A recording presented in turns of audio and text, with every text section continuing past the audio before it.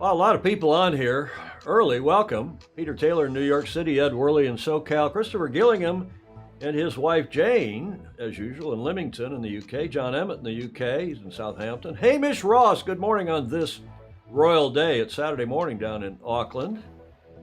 David James, what happened to spring? Yeah, it's pretty gray and breezy in Chile. Happy Cinco de Mayo from Shetland. Graham Sweeney is saying, Chris Exley checking in. Hi, Chris. As we welcome all of you, Gordon Smith is in Denmark. As we go to Portage Yacht Club, Pinckney, Michigan, my home club. Get this one underway.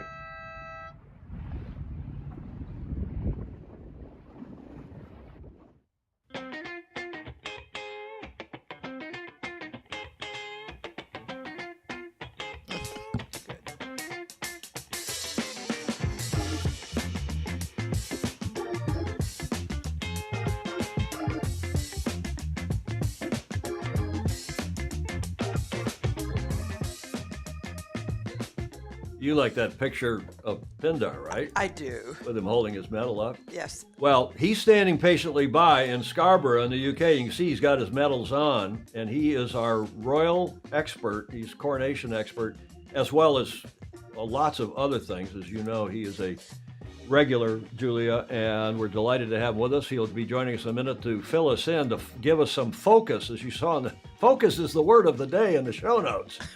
John Emmett is focusing on the big picture, and as long as we pronounce focus correctly, Julia, you won't give me a finger wave or anybody else. That's true. Got to stay focused here. A lot of people, as we mentioned in the pre-start there, Mr. Pindar looks great in a morning suit. Look at that. Mm-hmm. That's Chris Exley saying that. Julie Ahrens, where she says in Cleveland is sunny and warm. Just got back from a 2-mile walk with the puppy. Oh, good. Good for you, Julie. Thank you for that. And welcome, everybody. Let's get into it. We told you on the Tuesday show about, Julia? The Edmund Fitzgerald. And who wrote the song? Gordon Lightfoot. Yeah. Right. And we talked about him, and we talked about some of his sailing lyrics, if I recall well. I didn't know he was a sailor. I knew he had done some sailing, but he owned a couple boats and did a port here in Mac. Folk legend Gordon Lightfoot was a sailor, and his boat was a 45-foot built in Canada, all wood. He did not like fiberglass guitars or carbon guitars. He liked wooden things, including boats, and he had this coal-molded boat done for him, 45-footer. He preferred cruising, but he did do some racing on this wooden racer cruiser out of Sarnia. I'm not sure he was a member of Sarnia Yacht Club. Few of you up from the Great Lakes may know, but he did sail in and around the Great Lakes on a couple different boats. This was the second and larger of the two, this 45-foot boat, and he did sail the 1980 port here in Mac. And a letter to the editor, which was forwarded to me by Thomas Braun. I mean, this was the writer of the letter, but I don't know if he or someone else forwarded it to me, but regardless, thank you. Sail to Freedom, Gordon Lightfoot, this after he passed earlier this week, as well as the incredible tome of song and poetry. Gordon Lightfoot had a passion for sailing.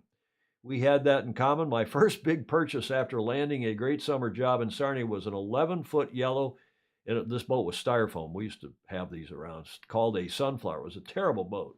I can fully express how awesome Lightfoot's giant Golden Goose wooden sailing yacht was the few lucky times I saw it set sail and head out of the yacht club in Sarnia, or at least the marina, and onto the big blue waters of Lake Huron. If you are looking to be truly set free, try sailing on a big lake. If there is water in heaven, Gordon Lightfoot is sailing on it right now, which Julie, I think you would agree was a pretty nice sentiment. Absolutely. Yeah, beautiful. But wait, there's more. Not only this letter, which was in the Ottawa Citizen, but I went and looked at some of his lyrics, and one of his most famous lyrics, it gets quoted on these quote websites from famous people: white caps in profusion all around me, but somehow in your eyes I found the strength to sail upon that raging sea. Mm-hmm. How do you like that? Nice. Huh? Nice. Julia, somehow in those eyes I found the The Yes, strength. I believe. I believe. You believe. That's right. Well, that was from a 1999 song called "Why Should I Feel Blue?" And I went back and looked at the lyrics and to be sure I knew what I was talking about. And the album, for extra credit, was Songbook. This was sent to us by a Fozy, by John Sangmeister. Thank you very much. Not to worry, Mr. Lightfoot, as he's there at the pearly gates. Yes, you can watch the Maple Leafs, meaning the hockey team in Toronto, which was his Toronto, as Paul Henderson would say, which was his favorite, apparently, hockey team. Perhaps with Foster Hewitt, who was a hockey commentator. And then there are some men from a ship who are quite eager to meet you. The Fitzgerald. Well, in any event, nice thing, and a lot of celebration, a lot more celebration of him than I would have expected. Just in the sailing world as well. Gordon Lightfoot from Canada, famously cool folk singer and legend, really, 1938 to 2023. May he rest in peace. Julia, that segues to today. Do you know? We all know what day it is, right? We've already talked about it. What day is it? Cinco de Mayo. And I think this is a particularly good time to bring in our guest and friend, our Fozy, super Fozy, really, Andrew Pindar, who is standing by live via Skype in not London, as I once said, put on the lower third, but he's in Scarborough, which is in North Yorkshire, is it not, Andrew? It absolutely is. But you mentioned Toronto there, and of course Toronto has a Scarborough as well. So we get a few Scarboroughs around the place. Andrew, I don't know if you can see it on the tube, but there is a scar here on my chin, and there's some teeth that are missing, but the scar is from playing hockey in Scarborough, Ontario, Canada. As a kid, we used to go up to Toronto. We'd go to either Toronto, as Paul Henderson, Toronto, or to Chicago, and we'd beat up on the kids. We'd beat the teams in Chicago, but we'd get our you-know-what's handed to us in Scarborough. Or North, there's also a North York, by the way, not Yorkshire, but there's a North York in Toronto, which is a good hockey community. Yeah, well, there's a Molson and there's a Pickering, and various other village and town names from North Yorkshire, all around Toronto and down to, well, of course, here we call the cliffs going down to the sea from the high ground up to the sea, and in Toronto in Canada, they're known as the Bluffs, so Scarborough Bluffs. Scarborough Bluffs. How's your weather in beautiful Scarborough today? Bluffy. Groover is saying, I hear Scarborough is warm and sunny. Pedro Foiling Sailor is saying, Pedro is in the Southern Highlands Bundanoon for the weekend listening in bed. What time is it in Sydney? It's 06:08. You shouldn't be up yet. Fritz Mueller saying hi from Miami, where the whole county seems to be acting out there. Yeah, the Grand Prix, the F1 Grand Prix is in Miami this weekend. Gordon Smith saying, I'm waiting for Stingray to make a joke about how Gordon Lightfoot really liked wood.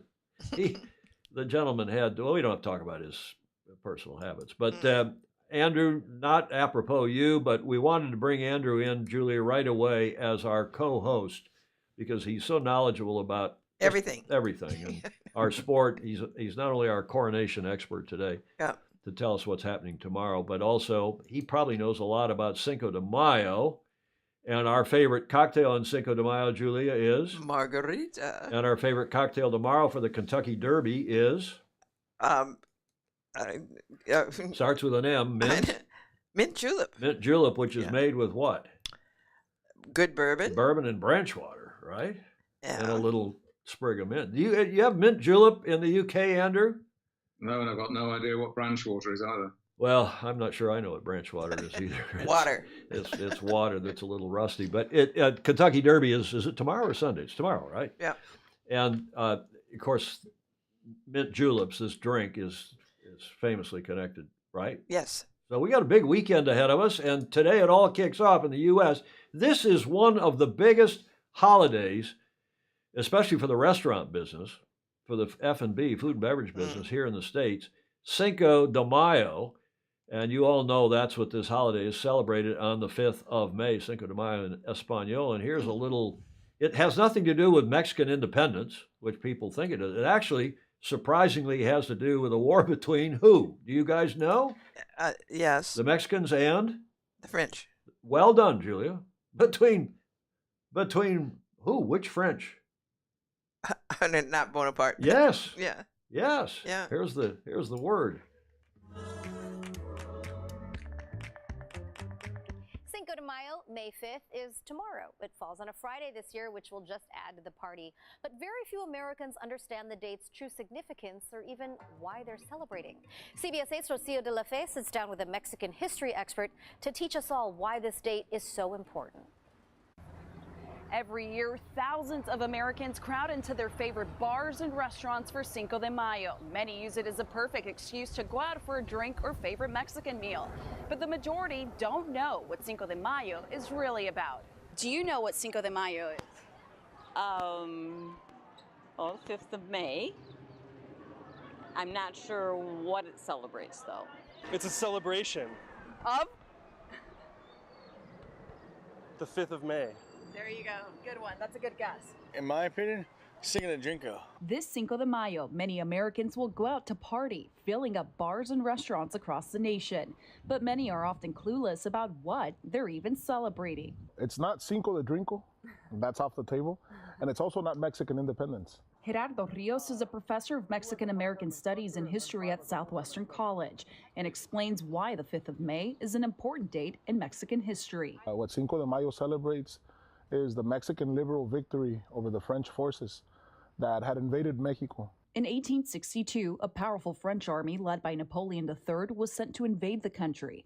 And even though they outnumbered the Mexican army, they were met with a strong resistance in the Mexican state of Puebla. Cinco de Mayo represents one of those historical episodes where the little guy beats the big guy, right? Where the little people, where the oppressed beat the great imperial power. The battle was seen as a great victory for Mexico. It's akin to a David versus Goliath story, right? And it literally makes the impossible possible. Even though the Battle of Puebla was seen as a major victory, the French would ultimately go on to win the war.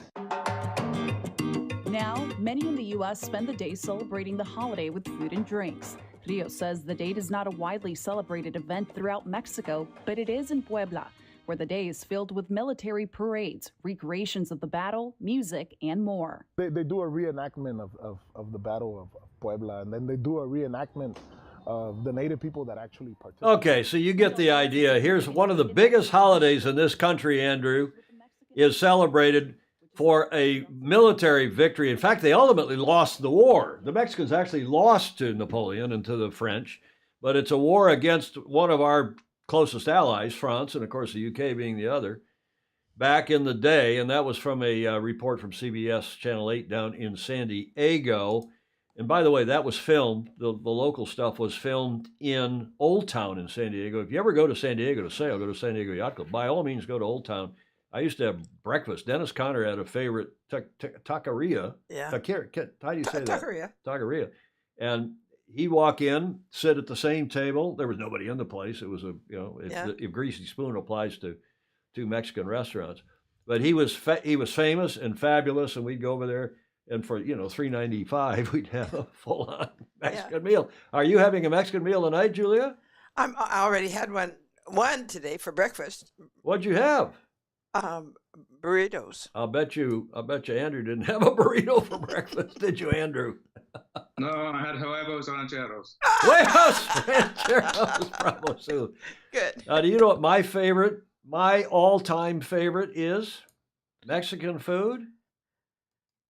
You know what that is? Can you see that? Guacamole. No? Well, there's some guac on it, I suppose. That is today we're going to start doing a thing called Dish of the Day on here. Okay. Since this is a drinking show with a sailing habit, maybe we should be a foodie show.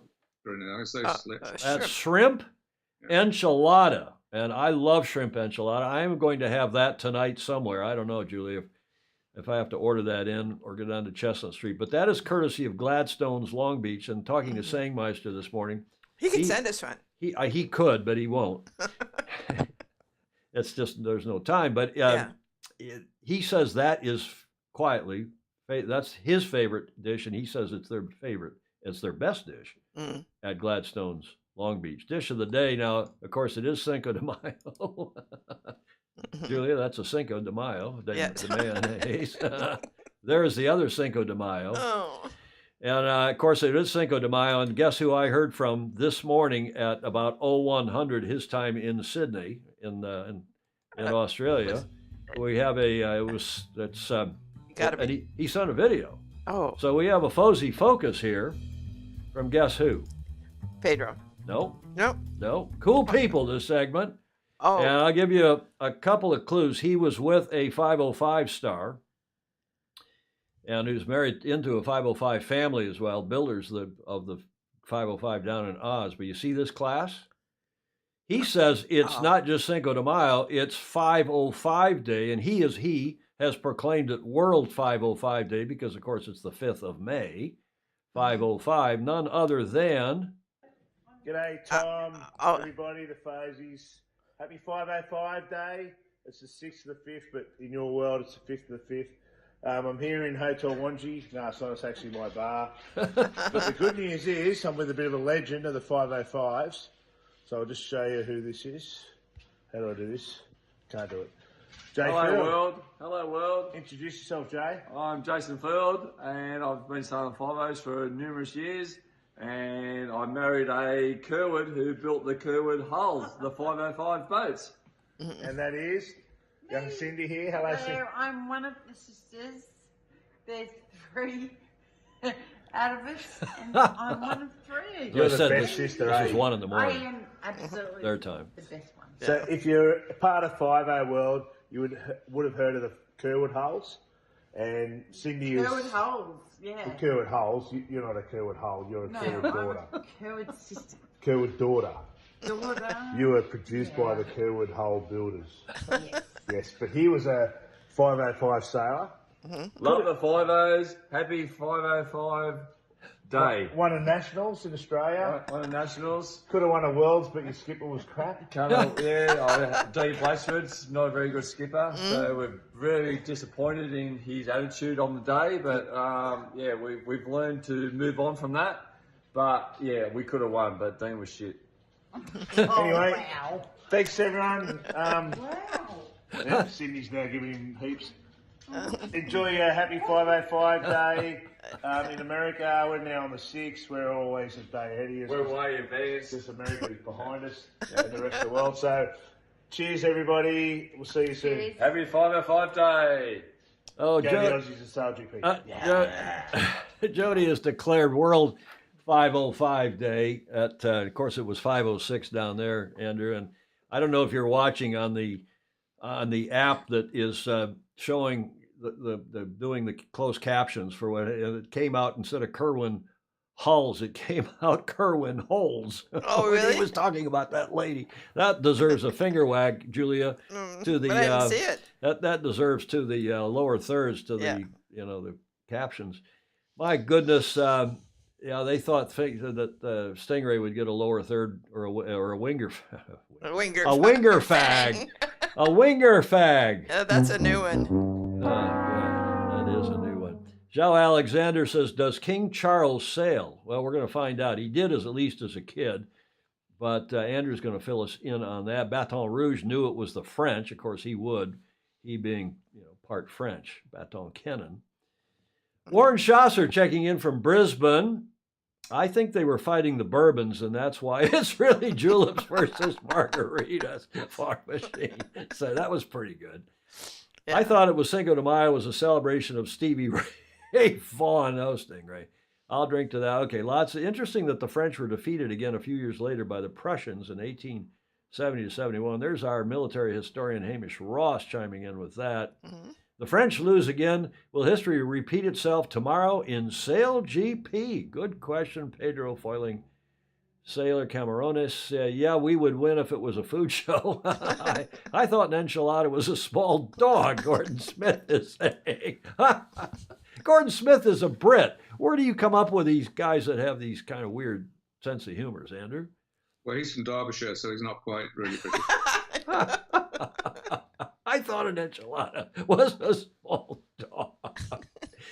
I want to go live close to Hotel Wanji. Yeah, I think we should have a Sailing Illustrated retreat to Hotel Wanji sometime. That's a good idea. Pedro is sailing. Pedro Fleming Sailor, of course, is an Aussie. Peter Stevenson. At 1 a.m., Jody Shields needs a speech therapist. Well, if he's going to declare it, okay, thanks, Jody, for that. Anyway, happy World 505 Day. But if he's declaring it, I got to have equal time for keel boats and for one of my favorite classes, which is, Andrew? The 5.5. The 5.5 meter class, which is a development boats, the meter rule like the 6 and the 10 and the 12, 6, 8, 10, 12s, and so on. And it's a fabulous boat, and the class is doing very well, and I declare it International 5.5 meter day, as well as 505 day. Two great classes, and thanks to Jody again for that. Thanks to Robert Deves, who's the class PR for the 5.5, and the Finn, and the OK, and a number of others. And that gets us finally to the B block. And we got John Emmett in the B block today, and we want to salute him because he's back home, not in Indiana. Do they? Oh, my sweet Kentucky home. Don't they sing that at the Kentucky Derby tomorrow? Indeed. Is it my sweet Kentucky home? Yep. Well, he's at his sweet Southampton home, I think, with his honey. Let's get to John Emmett, who's checking in. From the coach's corner, our super fuzzy John Emmett, who's in not Weymouth, but Southampton. Hi, Tom, Julia, and all the Fosies. So back in the UK now, and specifically at Southampton Common, which is pretty much halfway between Imberhorn Farmhouse and Weymouth. And this is where Lily lived for a long time when she was at university. Going to talk to you a little bit today about focus, because we all have lots of things going on in our life, and the ability to focus on what's important and when it's important is really important. We all have the distractions which go on in our life, and it's the big picture of what we need to focus on now, and just to try and block out any of those external things. So it just feels the older I get, probably the busier I get, and it's really hard to stop those things encroaching on your sailing or your coaching. And the environment at the moment, it's pretty tough. Post pandemic, but we're probably going into a bit of a recession, and there's a lot of scams around and a lot of things that take advantage of busy people. So when you have an important decision to make, just take your time. Don't rush these important decisions, and make sure you're really thinking about the big picture and what's going on. I'm in the process now of packing boats up and taking them down to Weymouth, because with no longer doing the Romanian job, I'm actually going to have a little bit more time to go sailing myself. Felt pretty unprepared for the Europeans, so that's something I don't want to make the mistake with again. And this being properly prepared, it's such an important thing. And there's only 1 or 2 major championships each year, which are really high performance events, and it's the ability to peak at those events which is key, especially for those sailors who are going to be under trials. And we saw it with the British Ilkers, where they were first and second, and it was decided in a medal race, and that's how close it goes to. If you look at a lot of Olympic Games, I think probably Ben Ainslie is a good example. Things may not have started well at the beginning of the regatta, but the cream really does rise to the top. So this is a bit of downtime. When I talk to lots of people, they're really keen to have that downtime, and this is where I'm going to hopefully get back my focus. The one thing I have been doing is following the mid-year meetings, because these decisions about equipment and classes and venues and various policies, they're going to shape the sport for the next foreseeable future. And I think for sailors, athletes, coaches, team leaders, we all just need a bit of continuity, and you're never going to get the balance right between the future of the sport, the foiling, and these adrenaline type sports, and also looking after the additional classes to keep the sport accessible and to make sure it's sailing can be all over the world. So yeah, there's some important decisions which are made now, and at the time you might not realise how important the decisions are. When people are asking me about choosing a job, I want to take a very long-term view. After all, what was going to be a couple of weeks for China coaching in Weymouth turned into 2 Olympic campaigns, a gold medal, a marriage, and the rest of my life. So yeah, it's important to take stock, and hoping everybody's well and take care of each other. I'll see you later on the show. That almost sounded like he was focusing on fuckasinger there at the end, wasn't it? You can shake your finger at me, Julie. I'm sorry. I couldn't resist. John Emmett, of course. John Emmett Sailing, get to the front of the fleet. His regular report, which we dearly appreciate. And he likes to say, please like, follow, and share if you haven't already. Lots of thumbs up for that report, as always. Thanks, John, for that. And there's one of your answers to whether the King Charles III is a sailor. This we think is, what do we think that's Uffa Fox that he's sailing with in a, what is that boat? Good question. I must admit, well, I thought it was the back of Bob Fisher's head, but yeah, I think you're probably right there, Tom. Well, his dad, the late great Prince Philip, sailed with Uffa Fox a lot, and I think it's a Flying 15. It's just my guess, but what do I know? I'm not a Brit. Yeah, but he went to Gordonston school in Scotland, which had a lot of outdoor pursuits as part of its whole educational ethos. So I think he would have learned to sail when he was at school in Scotland. And of course, he was surrounded by sailing, of course, with his father. You're right. Okay, now the questions are piling in here. We're going to get to your segment in a minute about the coronation, but before we get to it, first of all, the initials after your name, we always put as everybody knows that watches this show regularly, we put the country code, the Olympic country code GBR for Great Britain and FOSI. Everybody knows by now what that stands for. But most people will know what OBE is, but I wonder how many, Andrew, know what DL means. Can you explain that and your medals, please? Yeah, well, starting, GBR, well, yes, I'm British. So that's my OBE medal, and that's an honour, whereas the DL, which is this fancy thing here, stands for Deputy Lieutenant. And Deputy Lieutenant, each of the counties of the United Kingdom has a Lord Lieutenant who represents the monarch in that county, and the Lord Lieutenant has a number of deputies depending on the size of the county. I come from a very large county, North Yorkshire, almost covers from one side of the country to the other. So as the physical landmass of North Yorkshire is great, we have quite a few deputy lieutenants, but we are the King's, and previously obviously we were the Queen's representatives. So we do jobs on behalf of the royal family, or if they're coming into the county, we get the job of looking after them for visits and things. But often as not, we are there to represent their interests and to give the royal family feedback as to the work that's been done under our constitutional monarchy. This is very non-political. It's very much something that reaches back to history. But as we have an honour system, so as I said, this is an honour, and we are part of the process that reviews honours applications and part of that whole planning. So there are many different aspects of work of the lieutenancy, but the lieutenancy is there to act as I say, as the monarch's representative. So you're having a busy period here. I mean, you get super busy weekend as well. Yeah, well, it has been a busy period because there wasn't so much work to be done when Her Majesty passed away last year.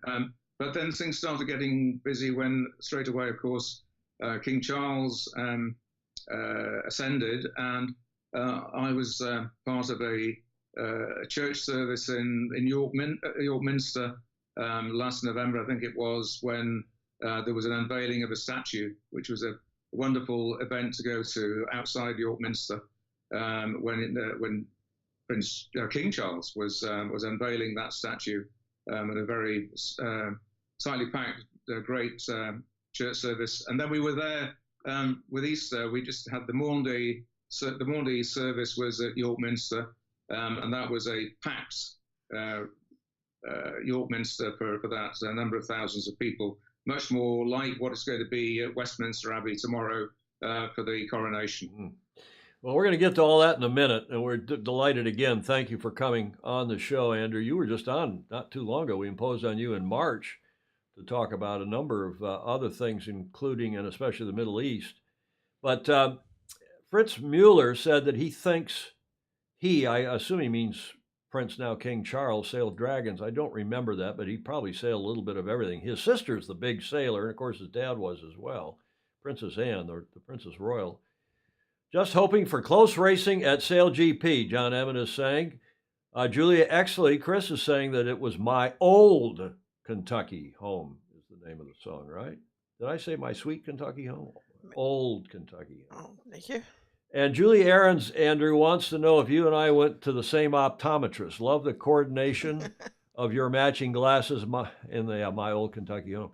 Yeah, we traded emails to be sure we were wearing the same glasses, Julie. You know, yeah, we've got the same color hair, I think, Tom. Well, it's the hair too. Yours is a little browner than mine, but these are Crutonics, so I've gotten rid of these. I'll tell you what the problem is.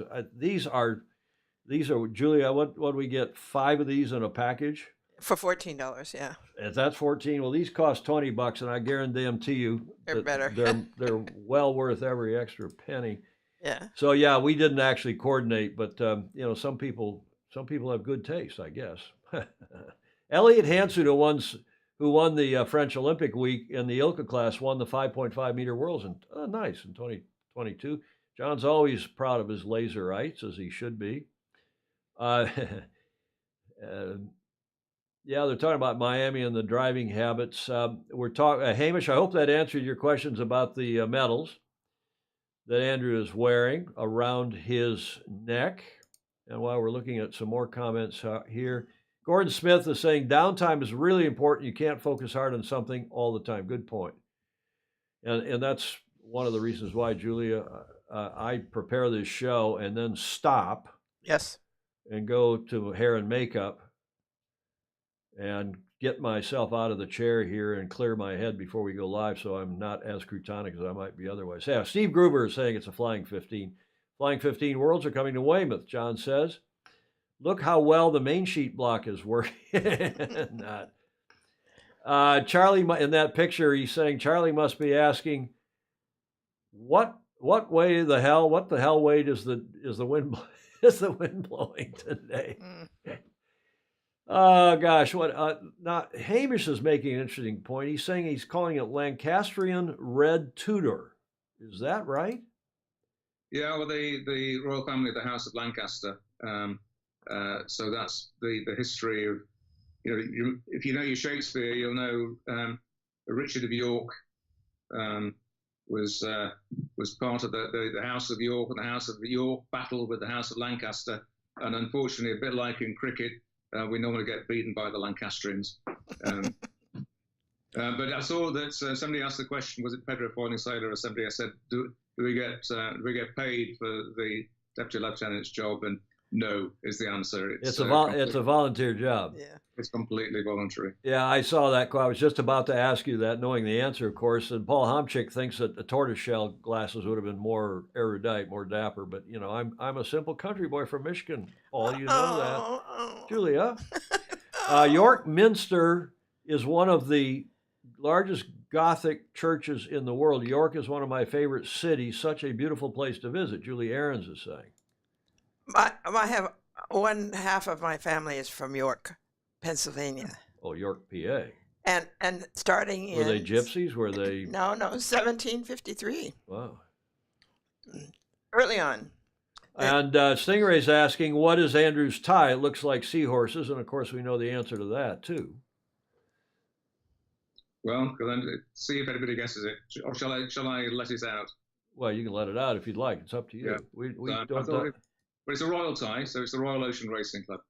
Oh. The RORC, the Rourke, and that's why the name of their magazine, which is arguably the best sailing magazine in the world, in fact, I don't think there's much argument, is called... Seahorse. Seahorse Magazine. Steve Gruber replying to Neil Collingridge, I was thinking that maybe it was an automated purchase reduction system for light air. They're talking about, there's a little bit of a twist there in the main sheet. That picture must be, how old do you think he is in that picture, Andrew? Do you think he's 20 or something? Yeah, I was going to say late teens, early 20s. So it's 50 odd years old, isn't it? How old do you think he was in that picture where he was, that I played on in fact, we'll get to it again, where he was the windsurfing? He apparently was an avid windsurfer for a while. Yeah. And he must have been in his teens then. Well, he was wearing a wetsuit in that picture, and that tends to date things, doesn't it? As to, wetsuits didn't really come through until, 55, 60 years ago? Yeah, exactly. And Pedro Foiling Sailor is saying, putting a little exclamation point on it, we both know it's not always about the money, Andrew. And Mary Jude is appreciating the information from our resident historian, Hamish Ross, who we're going to tell you in a bit, has resigned from the Royal Yacht Squadron. Oh, he has? Yeah, he has. You didn't tell me in protest. I didn't, but I don't tell you everything, Julie. I have to save some surprises for you here for the show. Andrew, let's get into another area that you know a lot about, and that, of course, is the ocean race. And ask you in a moment to tell us what Pindar does for the ocean race. As you all know, they're on leg 5 up to Newport. It looks like they're going to get there Tuesday, maybe Wednesday, depending on how the breeze holds up. And then restart on Sunday the 21st. This is a fabulous drone shot, obviously a drone shot from Team Milizia, as they're powering now up toward the south coast of the U.S. Team Milizia, 11th hour racing, according to the website this morning from the Ocean Race, remain locked in a battle that appears destined to last until the finish line off Newport, Rhode Island, is in sight. Well, we can only hope. It was that close last time the boats got up there, but we'll see. On Friday morning, this morning, first Milizia and then 11th Hour Racing put in successful jibes as the wind shifted south. The transition immediately showed as a benefit for Charlie Enright's 11th Hour Racing team, who made at least a theoretical gain on the tracker from being on the inside lane of that shift. But Will Harris and his Milizians, I hadn't heard him called that, nice, Milizians retain a modest lead of just under 10 miles as the two boats now streak towards the southeast coast of the U.S. In fact, it's closer than that when I checked a few minutes ago. Ahead of them is more uncertainty. The wind will shift again, this time in front of them, pushing them back off the coast. They will begin to encounter the Gulf Stream current, which pushes to the northeast, of course. And the final 48 hours of the leg promises to be, quote, complicated with many transitions, which are still unclear, according to race meteorologist Christian Dumart. The ETA remains May 10th, which is Wednesday, for the leading pair, but how they get there is far from certain. And here is today's 5th of May Cinco de Mayo race report. But for now, the conditions are... Big gains for Team Milizia over the last 24 hours as they surge past 11th hour racing.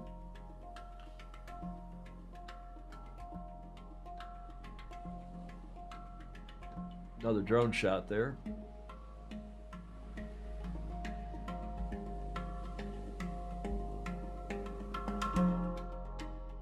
Both boats will jibe today. As we told you, they head in a more northeasterly direction to avoid being pulled into the high-pressure system known as the Azores High. The team on Biotherm have been struggling with the hydro generators that are used to charge batteries. And they've dropped back. Alan Roberts of Biotherm. That was quite nice. Compared to the last few nights, it's been pretty difficult. We've had to clear seaweed several times every couple of hours, so I think it was quite good. Got some sleep in and now just doing some weather work to prepare for the last bit of the race. Despite some mechanical issues and being in a different weather condition, Geo Environment, back in 4th place, posted excellent mileage and have 3rd place Biotherm in their sights. Sorry, it's a windward one. And we had Robert big down Stanzik line stuck in the bearing, of Geo. so we couldn't get it up again. At least our power was not enough, but Seth had a good trick. We started sailing again and jiggled a little bit around. So it came up.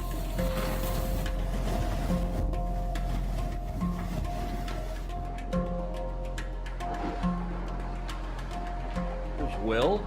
We are leaving the trade winds, Will Harris. Which is kind of a circulation around the high pressure. And now we're entering this high pressure because we have to go to the north, and it's where the finish is. And as we enter it, the wind will keep turning right, and then we jibe and we start heading north and start meeting all the weather systems of the North Atlantic. With around 1,500 nautical miles to the finish in Newport, it's still a close race for the leading boats, lots of ocean, and plenty of opportunities for losses in the ocean race around the world since 1973. There you go, Julia. Sorry. You okay? Yeah. You need some water? This is the tracker as of about an hour and a half ago. I took this screen grab fairly late, and you can see here that these two boats are well out in the lead, and Malizia, as of this, was they'd been a nice gain by 11th Hour Racing. Here, let me show you the closer up of the bottom details. 11th Hour Racing, distance leader, only 2.4 nautical miles now after that 4.4 nautical mile gain. Biotherm's well back, 140 miles, and Geo Environment further back behind them on 208.9. And Wholesome PRB is retired, as probably most of you will recall. And I wonder if we can ask Andrew now about what the status is, you being the logistics. What's your official title or role, your company, with this race? Well, it's our third edition of the race. Of course, beforehand, it was the Volvo Ocean Race. So the previous two editions of the Volvo Ocean Race, and now with the Ocean Race, with the official logistics provider. So partner, I can't remember what we call it. I think is partner, provider, supplier. But we are the partner. So we take responsibility for planning the moving of all the spares and the race villages around the world to fewer destinations and fewer teams in this interim edition of the race. But when we get called upon to do some tight jobs getting out of Brazil, what we call the bump out, and getting things loaded onto the one vessel that could get to Rotterdam in time for things coming back into Europe. Things like that are very time critical, and they're often mission critical. And you're probably going to ask me some questions specifically about Holcim now, so I'll let you ask them, Tom. Yeah, if you can, what can you tell us without, we don't want you to breach any confidentiality. No, I think I'm at liberty now to be able to talk. Sorry for previously not feeling that it was appropriate, because it was a very delicate situation looking at what the team were needing to try and get done to keep them in the game. And I'm proud to say that my colleagues, led by our GM, Jeremy Troughton, known in the world of sailing as JT, the gravel voiced man of the world of sailing, himself around the world skipper. He managed to, along with all the rest of the team, with Diogo Diniz and Martin Malloy and Beth King and a whole bunch of the other team members, were able to find a solution to be able to get the yacht onto the ship up to Newport, and to get the mast out from the spare mast out from Europe across to Newport. So hopefully those things will coincide. It's all going to be very, very tight. But what I'm never surprised actually within this race, the determination and the positive can-do attitudes of the teams and the leaders, the skippers, the team managers. The team manager for Holcim is a great French woman called Marine Derrien, and Kevin Escoffier is a skipper. He's had his own bouts of adversity in previous editions of the Vendée and within the Volvo Ocean Race.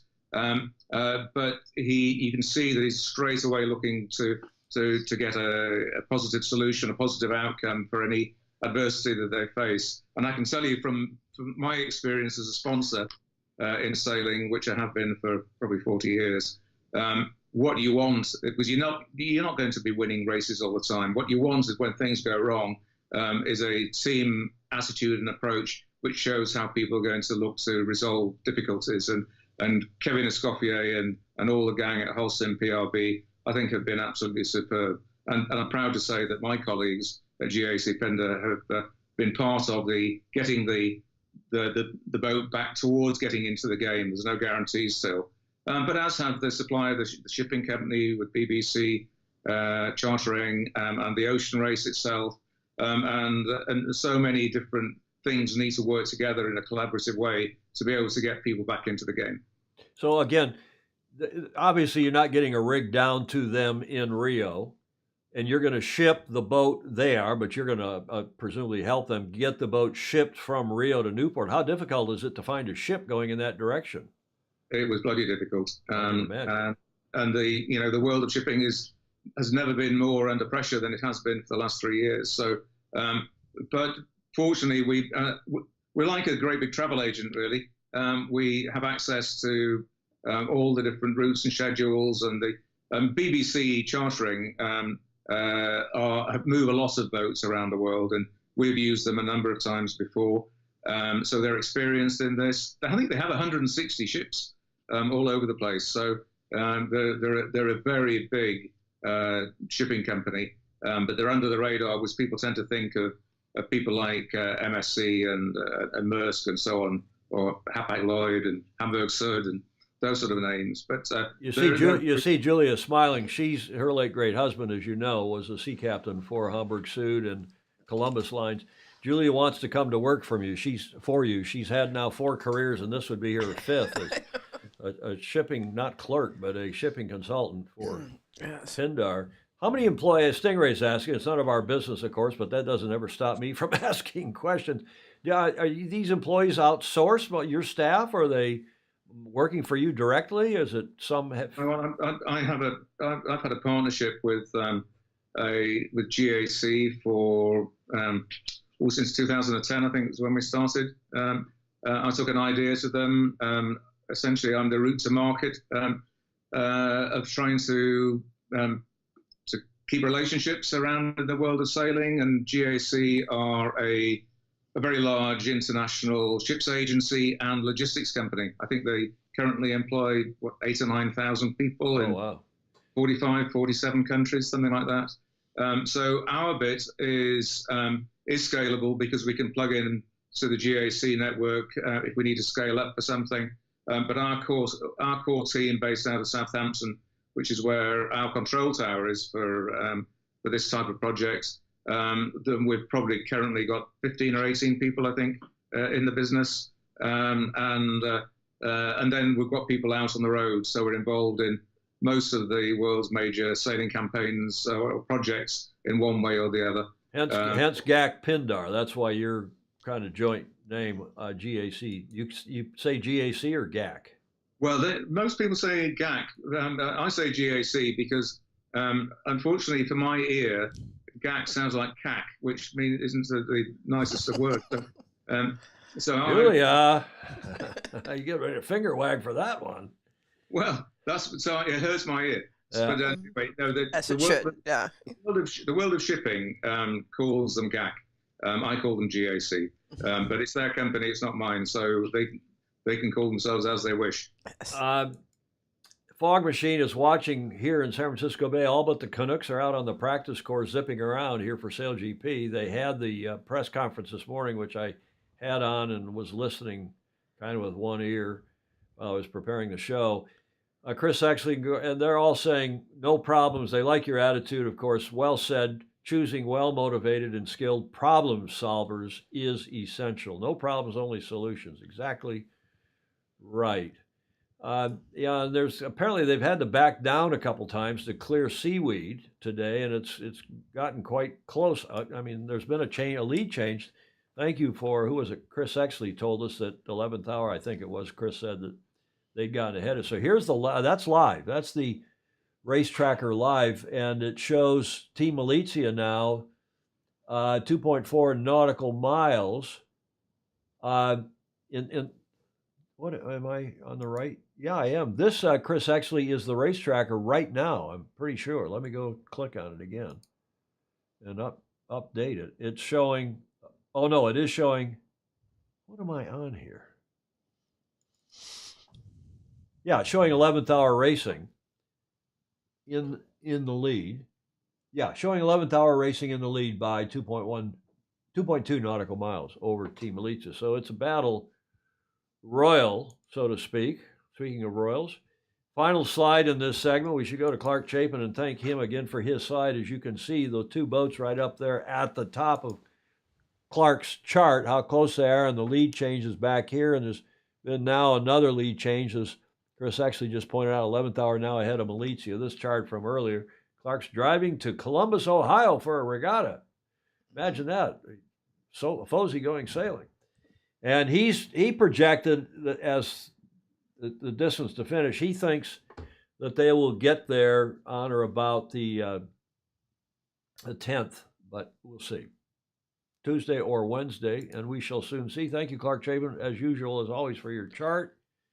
As we move ahead now to Andrew's main segment, we're about 51 minutes into this show, and we do have this beautiful engraved invitation that came to Julia. Andrew, did you arrange this? No, I used to be the royal printer, however, so I could have done it at one point in my life.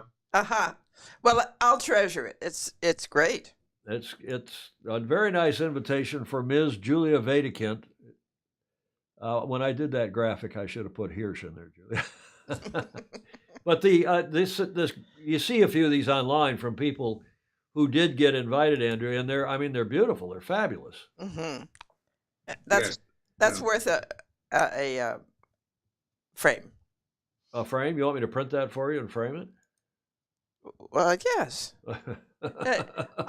I'll print it. You'll print it. Yeah, your printer's better shape than mine. So, Andrew, we've talked about your medals.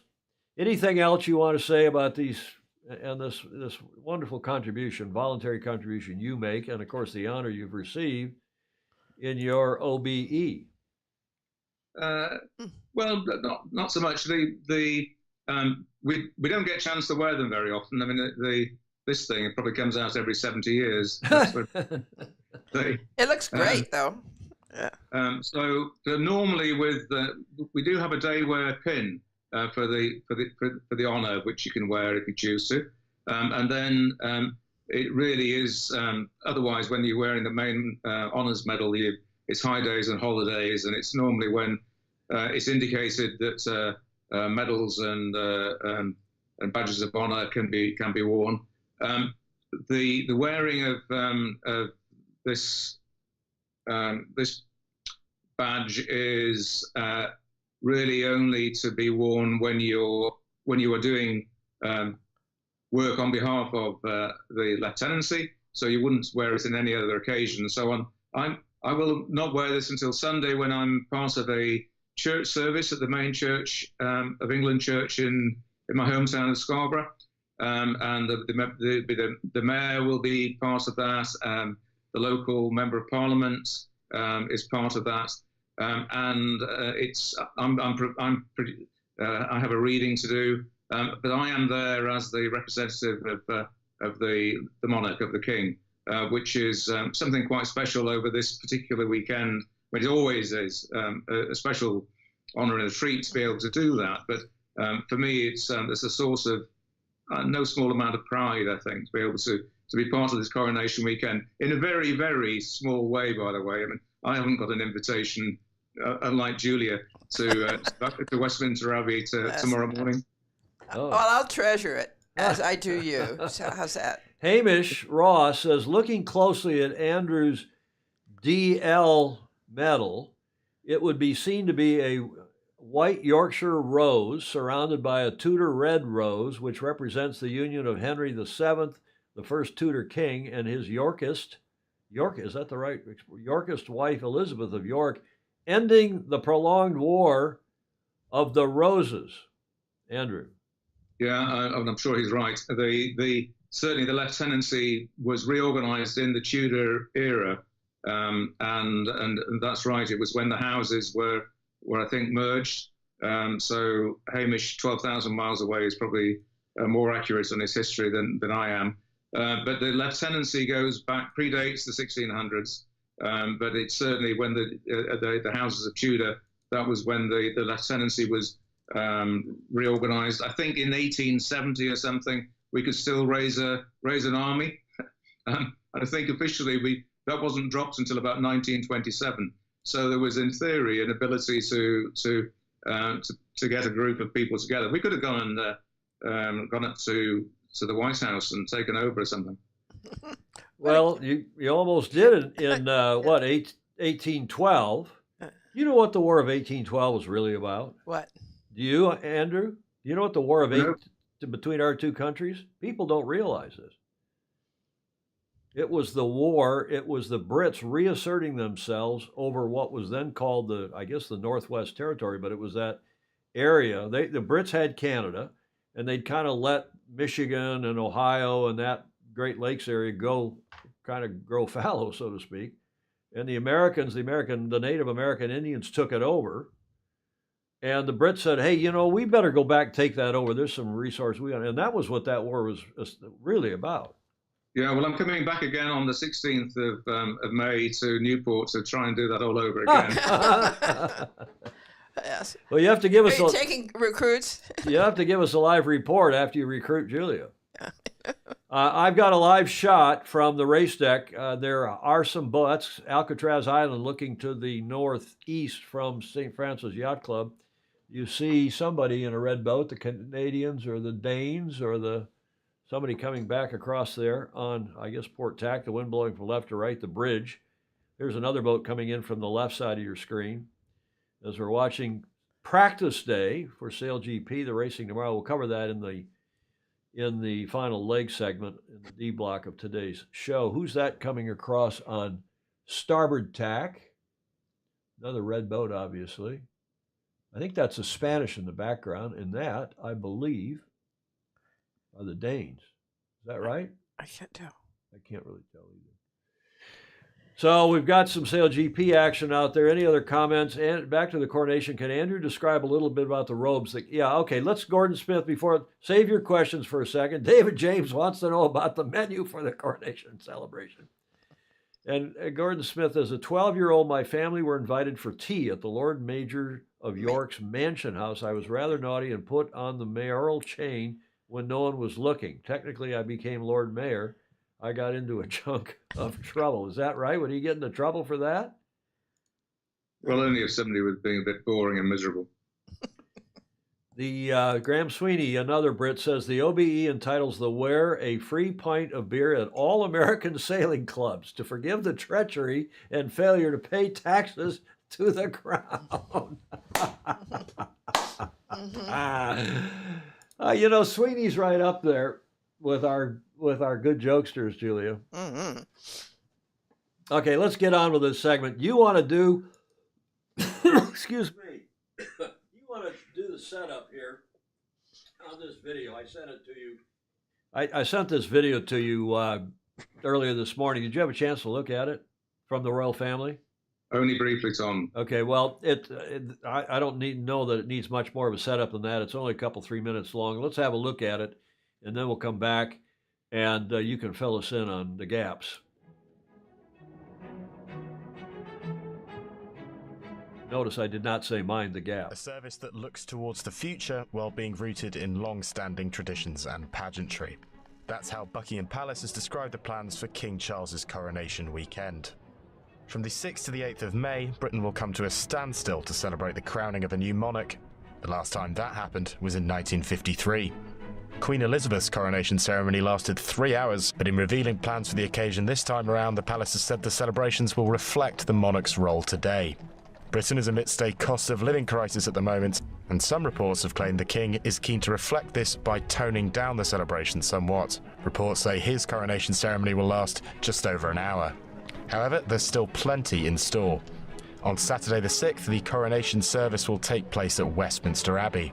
In the morning, the king and the queen consort will travel in a procession from Buckingham Palace to Westminster Abbey in what's been labelled as the King's Procession. After a solemn religious service, their majesties will return to Buckingham Palace in a larger ceremonial procession called the Coronation Procession. They'll be joined by other members of the royal family, although there's no word yet on whether that invite extends to the Sussexes or the Duke of York. On Sunday the 7th, celebrations will move to Windsor Castle, where a special coronation concert will take place. The palace says it'll bring global music icons and contemporary stars together, but the full lineup will be released in due course. Members of the public will be invited to participate in what's being called the Coronation Big Lunch. Street parties have become a staple of royal events in the UK, and the King's coronation is set to be no different. On Monday the 8th, the King will encourage people to spend the day volunteering. Monday will be a bank holiday, and the public are being urged to support their local community in what's being called the Big Help Out. Its aim is to highlight the positive impact volunteering can have on communities across the UK. Furthermore, the government has already launched a consultation over plans to relax licensing rules over the weekend, meaning pubs could stay open until 1 a.m. At 74 years old, King Charles was the oldest person to ever accede to the British throne, but a weekend 74 years in the making could set to be worth the wait. Okay, enough of that, but let's fill in some gaps now, Andrew, because we know this was a couple months ago when they weren't sure about whether the Sussexes were coming or not, and we now know that at least one of the Sussexes is not. And is Harry coming, and how long is he staying, and what about Andrew? What's Andrew's role? I think that, well, I don't know. There's speculation, a lot of speculation as to who's going to be on the balcony of Buckingham Palace after the coronation, which was traditionally where they go back and then they wave to the crowds, looking at the Mall. And they're speculating as to who's going to actually be on there. Obviously, there's been embarrassment of various forms with the Duke of York, with Prince Andrew, and then with Harry. So I don't know is the answer. Huh. Well, I don't know if I know Andrew of this crowd. I know Andrew because I've done a couple of events in his presence at the Royal Thames when he was the Commodore of the President and President of Honor. And now we have, as we all know, the Princess Royal, who's in good stead and maybe the sharpest of that whole lot, right? She's really a sharp, cool gal. Well, she's great, and she's a great ambassador for the sport of sailing. She's the president, or whatever the title is, of the Royal Yachting Association. She's very active within the RYA.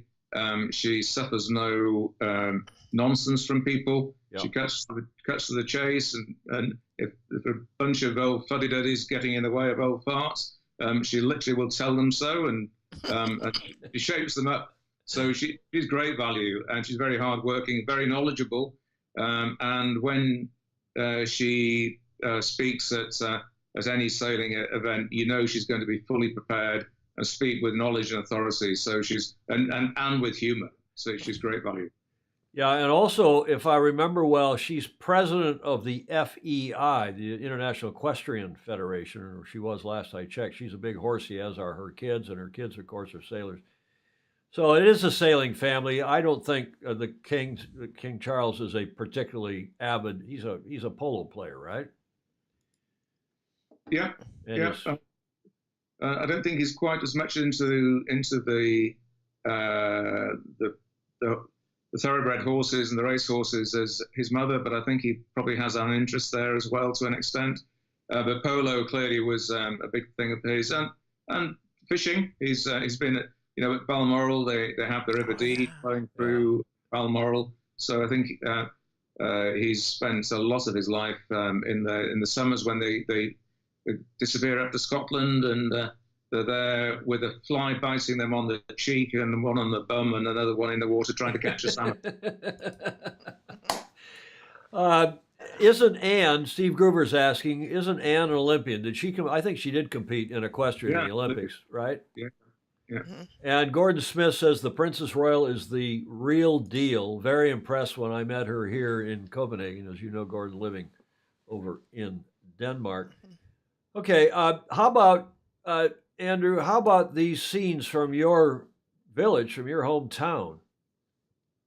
Yeah, well, I live in a village called Scorby, Scalby, in just outside Scarborough in North Yorkshire. Everybody knows I go on about Scarborough a bit too much. But Scorby is named after, it's a Danish town, because certain people go to Denmark, don't you, Gordon? And you should have just come here, because Scorby, the BY, a lot of the names around here end BY, and that's Scandinavian. It's a Danish way of spelling a town, a village name.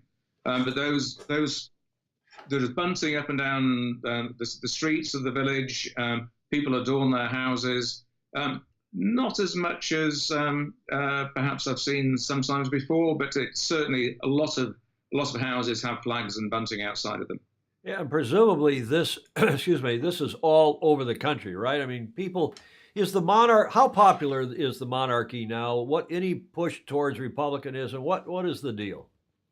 Yeah, I think as society changes, there's a reduced interest in the monarchy. It went through there was a period 20 odd years ago with the Queen when it went through a heyday. Then I think a few scandals have probably hurt the reputation of the family. And of course, society changes, and we're having a lot of reflection now on the role that the royals might have played historically to do with such as slavery, and the King has openly wants to understand what the roles were that people played 200 years ago, 300 years ago, or whatever. But I'd say that, we'll see it tomorrow. And we've seen it already, that leading up to the coronation, the majority of people are very supportive and very keen on the royal family. But that's not for everybody, and that's the right in this country. We have the right for satire. We have the right for criticism. We have the right to disagree. And if people wish to support the royal family, I'm being one of them. I think that we're currently in the majority, but it's not a race, it's not a competition. I think we're going to see the royal family in place for more generations to come, but it may not be forever.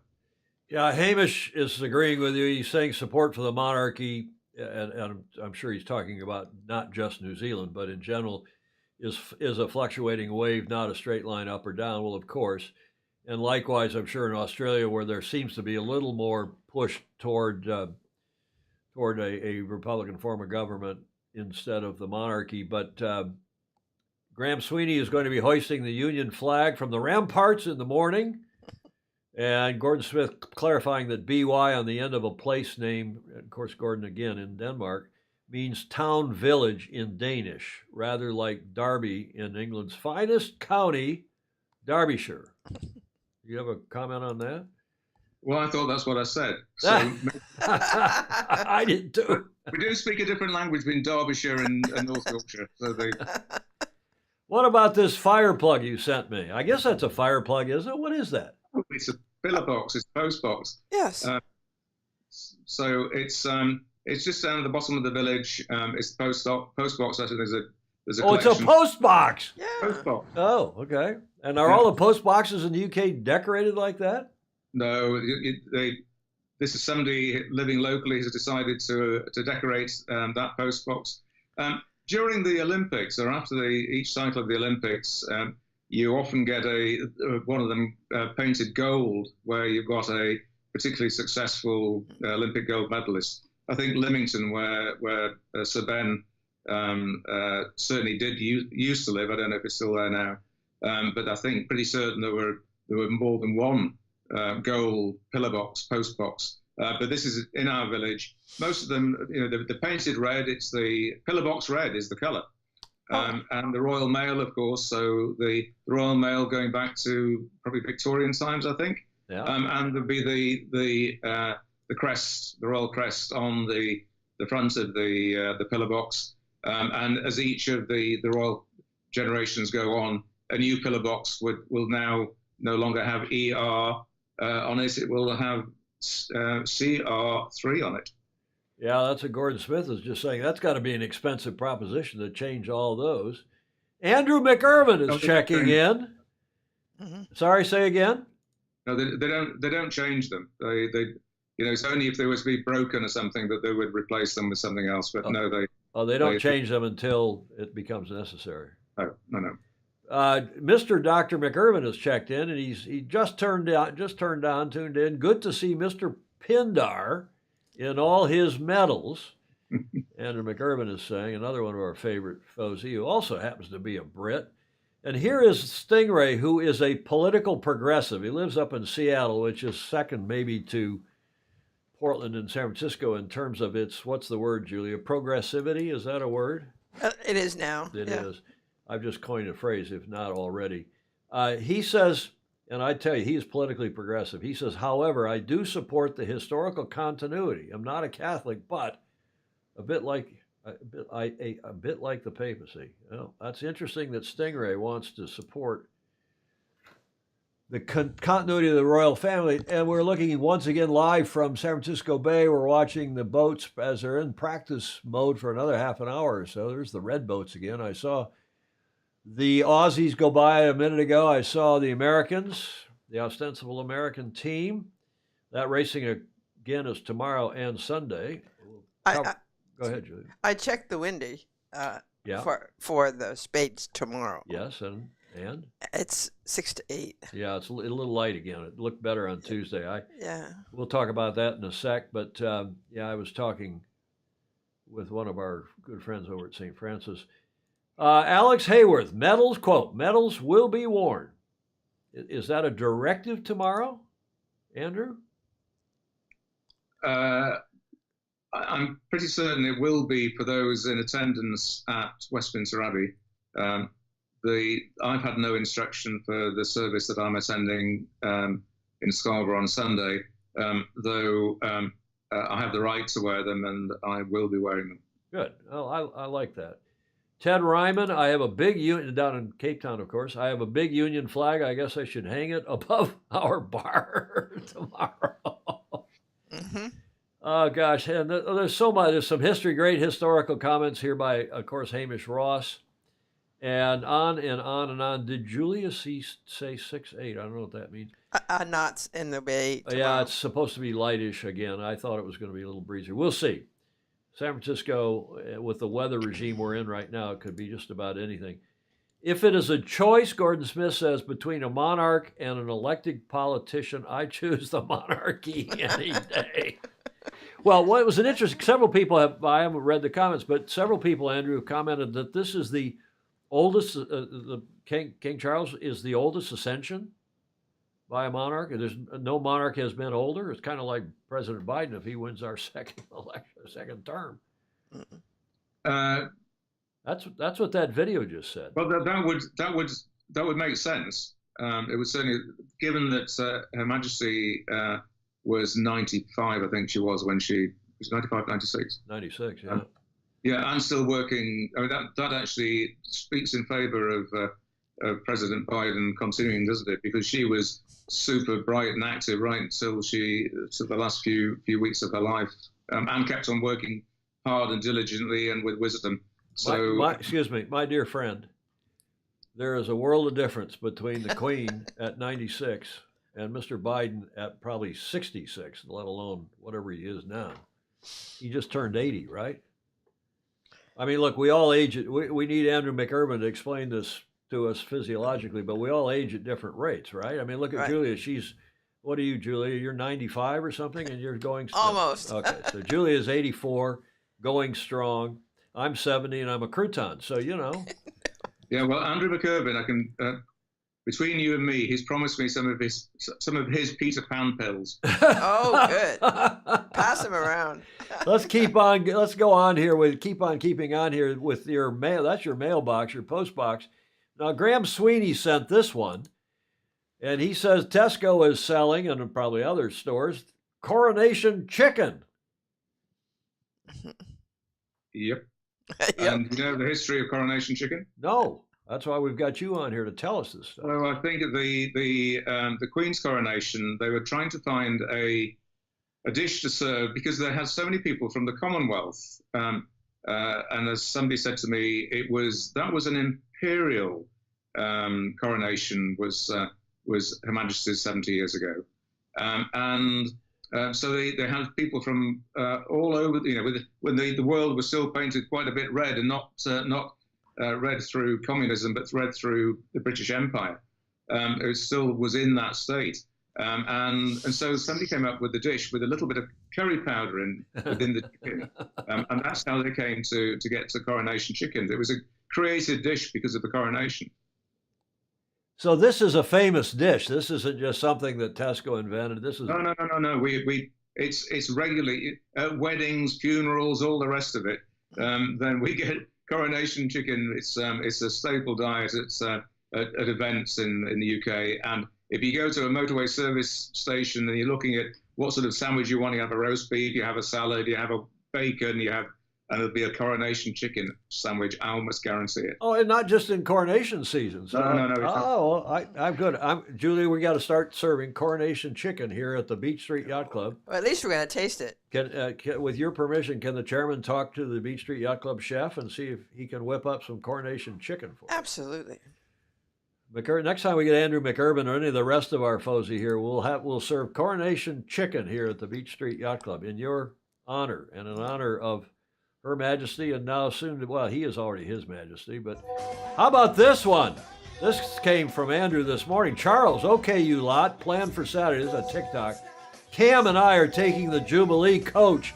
William, Edward, and Nan, you all go ahead in the royal cars. Harry chimes in, hey, Dad, what about me? Charles, take the 702 bus to Hyde Park Corner, then change onto the 148 to Westminster. We'll leave the back door of the Abbey open. Come in that way. Harry says, oh, can't I go in the royal cars and maybe enter by the front door? Charles has left the group. Harry, Willie, can I grab a lift with you, bro? William has left the group. Harry, Uncle Eddie. Edward has left the group. Harry saying, Auntie Anne. Anne has left the group. Randy Andy, meaning Prince Andrew. Haza, I'm going in the back door too. Want to share an Uber? Maybe crack on the tramps after. Pick you up a cougar. Harry has left the group. Andrew, you sent that to me. Yeah, well, of course, that comes back to the irreverence that we feel able to have and making light of things and satire. I think that maybe it was Andrew McUrban, fresh from his latest international trip to some maxi class thing somewhere, sent you the front cover of Private Eye, didn't he? He did. Man wearing hat, crap, or whatever it said on it. And that's part of the way that we treat these things, with a bit of irreverence, but quite a lot of love. Well, some of the other from the Commonwealth are weighing in here. Luca Craig down in Auckland is saying, I think it's coronation quiche this time, as chosen by Charles. Coronation quiche. Yeah, well, then people have always got to find fault, haven't they? Because apparently the French then said, that's not a quiche, that's a tart. Well, that's what the late, great Bob Fisher said. Andrew, Peter Foiling Sailor is asking, does Bangers and Mash have any royal support? I'm sure it does. Mm-hmm. And Alex Hayworth, we need a new monarch of the Royal New Zealand Yacht Squadron to stop the impending catastrophe. Okay, we'll get to that in a minute. But finally, one last thing, and Andrew, you can stay, right? You don't have to blast off? No, I can stay. Because it's nice to have you as a co-host, isn't it, Julia? It is. Huh? It's nice Absolutely. to have somebody so knowledgeable, so well connected, and not just about things royal. But how about this one, Andrew? You sent me this morning, this image. And I'd love to have a pair of these boxer briefs. These are on sale, right? They really would. You look good in those. I would. I'd love to have a pair of those. And if I could find them online, maybe I'll get a pair. Now, McUrban is just sending a photo. God, I hate to look at it. Who knows what he's sending?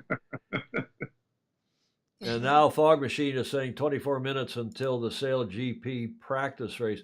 I'll go, let's see what else is going on down there. And Absinthe makes the tart grow fonder. Absinthe? Yeah, that's Gordon Smith. Absinthe makes the tart grow fonder. Yeah, it makes a few other things grow fonder.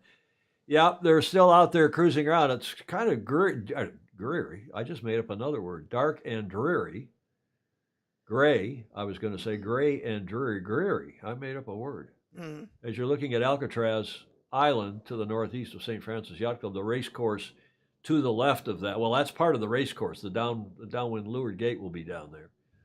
I really want a pair of these, Andrew. If you can help make that happen, I'd be gladly pay for a pair of Union Jack boxer briefs. Is that what you call those? We have a boxer party next year, Tom. Yes. We will. Boxing Day. Boxing Day. Boxer briefs on Boxing Day. This is nice, just to wrap this up with some sense of civility and seriousness. I guess I can read this. You can read it. Buckingham Palace. Both my wife and I are enormously grateful to all the communities, families, neighbors, and friends who are coming together across the UK and the Commonwealth to mark our coronation. We greatly appreciate everyone's efforts to organize such celebrations and very much hope that they will be enjoyable and happy occasions. As we look towards the future, we feel deeply touched and sustained by the heartfelt good wishes and support of so many kind people around the country, and I'm sure around the world as well. And the signatures of Charles R. and Camilla R. Camilla R. What do you think of Camilla as not just the Queen Consort, but as the Queen? Well, for me, she seems to get on very, very well with Charles, and that is very, very important because he's going to continue working throughout the rest of his life, and to have somebody who's committed to him and committed to the work that he does and she now does as the Queen is vital. So I feel quite a lot of positivity towards her. Is she running the show? There's a lot of articles over here recently in the last few days are suggesting she's running the show. Is that true? I think that they have a proper relationship where they discuss, and I'm sure they will disagree on things, and I'm sure they'll agree on things. No, I don't think she's running the show more than he's bossing the way around the place. I think that they respect each other's input and they value that. I'm sure that's the way. Mr. Doctor is saying we have bunting on our balcony of our flat in Cowes, but it is dark. Well, what time is it there? It's 22:22 in London, right? 10:22 p.m. Not a fog machine. Not like Nancy ran the Ronnie show. Well, or maybe Dr. Biden is running the show. Who knows who's running the Joe Biden show? Okay, well, thank you. Excuse me, Andrew. Thank you very much for that rundown on the coronation. And if you can stay, that would be great. I see this economist.com. Yeah, there's a couple other links. You all can click on it. David James has one, and I think Andrew McIrvin has texted me one. Maybe we'll have a look at that. Meanwhile, there go the French. And we're going to talk about the French in a minute. It was a very nice article in Tip and Shaft about Quentin, as it's pronounced in French, Quentin Delapierre, who may come out of this in the top three. We shall see. He's in third place currently. As you see him going downhill there away from us. Let's move to this day in history. We're an hour and 23 minutes into this one, and we got a couple more segments. And thank Andrew Pindar for staying with us as a co-host. Do you know, Julia or Andrew, what happened on this day in history, 1937? And by the way, you know, when I can't find something I like on the 5th of May, which is today, here, I find something I like either yesterday or tomorrow. This is tomorrow. Well, yesterday was Star Wars Day, wasn't it? Yes, go forth. May the 4th. Yeah, may the 4th go with you. Well, today, it's the 5th here, and of course, it's the 6th down under. What happened on the 6th of May? Here's your first clue. Hindenburg. Yeah, it is the Hindenburg. Well done, both of you.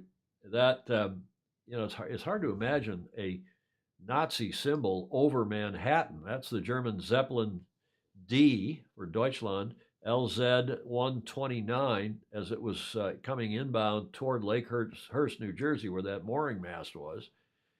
And a couple hours later, after that photo was taken over Manhattan, you know, David James has gotten, Paul Homchick has gotten it, and as did the two of you. Lakehurst, New Jersey, the Lindenberg attempting to dock in to go to get tied up to the mooring mast on this day. Tomorrow, what's tomorrow in New Zealand and Australia? Gotta go, Fritz Mueller. Thank you, sir. Have a nice weekend to Fritz. There was, however, a fatal flaw with this airship, which was a conventional Zeppelin design and was made to be filled with helium gas bags, but because of export restrictions by the U.S. against Nazi Germany, it was instead filled, as we probably all know, with bags of highly flammable hydrogen. On the second of its scheduled transatlantic, it was only the second, I didn't realize that, transatlantic crossings on May 6th, 1937, the Hindenburg came into land at Lakehurst. As it approached the mooring mast, witnesses saw a small flame rise from the tail section. To the horror of onlookers and cameramen recording the event, the airship then burst into flames. It took only 34 seconds for the entire airship to be consumed. 35 of the 97 people on board died.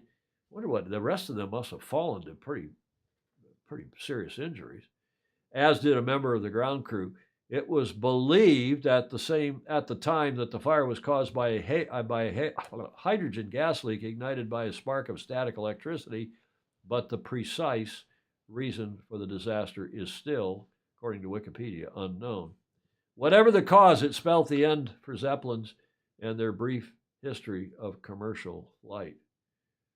I just saw the Kiwis go through, and I see the Elon Brits. Musk's grandfather who designed it. Say again? I think it was Elon Musk's grandfather who designed it. Oh, is that so?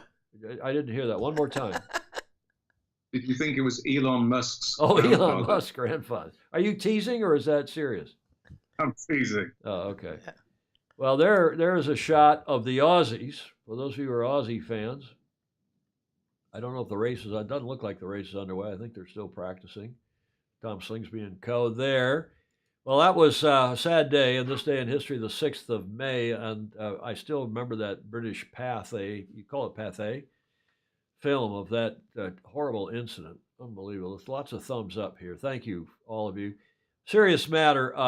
I've got to get into this. Julie Aarons will not be amused, but Julie, I'm sorry, I got to cover this because this situation down there, they're getting a lot. Mr. Dalton and the RNZ are getting a lot of bad ink, and the latest is an article entitled "Hypocrisy Is That Team New Zealand's Thing" by a veteran New Zealand Herald, now stuff.co.nz journalist Dana Johansson.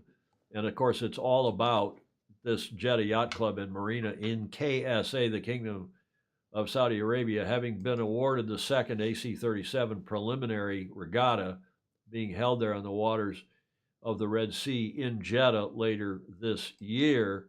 We told you on Tuesday's show that one of our good friends, one of the smartest guys I know, Fozzie, and he's been on this show a handful of times, and now King's Counsel, was a QC, now the KC, Jim Farmer, highly respected lawyer, barrister in New Zealand, wrote a letter to the editor over the weekend in the New Zealand Herald saying, so Jeddah has been chosen to host the second preliminary America's Cup regatta later this year. Grant Dalton claims this will enhance the reputation of the America's Cup and provide a great spectacle. He could have added spectators will be able to attend regular public executions, 81 in one day last year. I suppose they'll belay that for the period of the regatta, but who knows. Their attendance will also provide support for Saudi's sports washing program designed to cover up what is probably the worst human rights record in the modern world, with women having virtually no rights. If they have any concern for this country's reputation, Team New Zealand and the Royal New Zealand Yacht Squadron should remove New Zealand from their names. Yeah, don't hold your breath. But Jim Farmer, Parnell, that beautiful suburb of Auckland, writing that letter.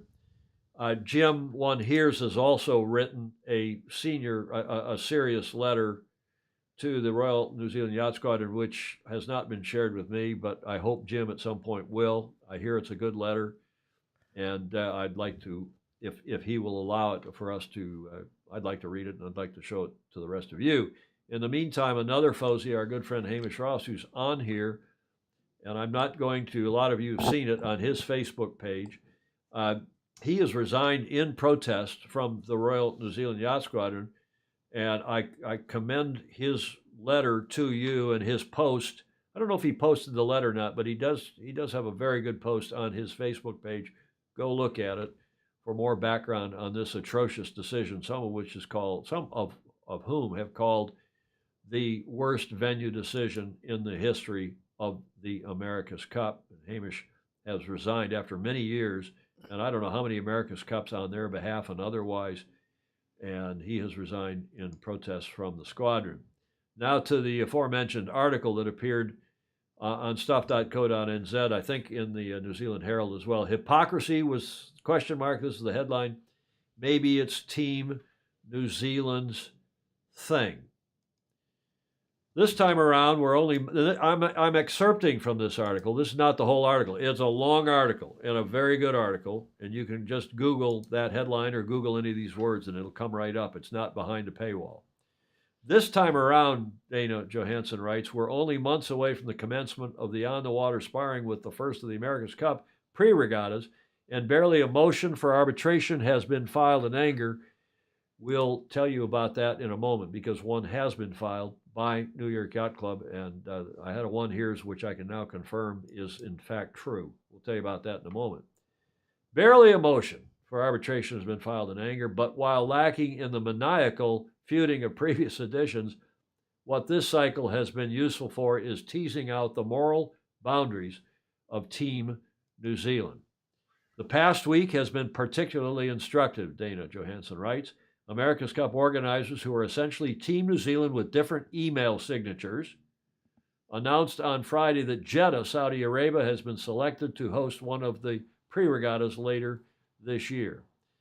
There are some sporting bodies that might read human rights reports containing phrases such as, quote, mass executions, unquote, quote, torture and ill treatment, unquote, and, quote, exploitation and abuse of women and girls, to say nothing of gay people, and wonder whether those weren't vague warning signs as to the wisdom of locating your event there.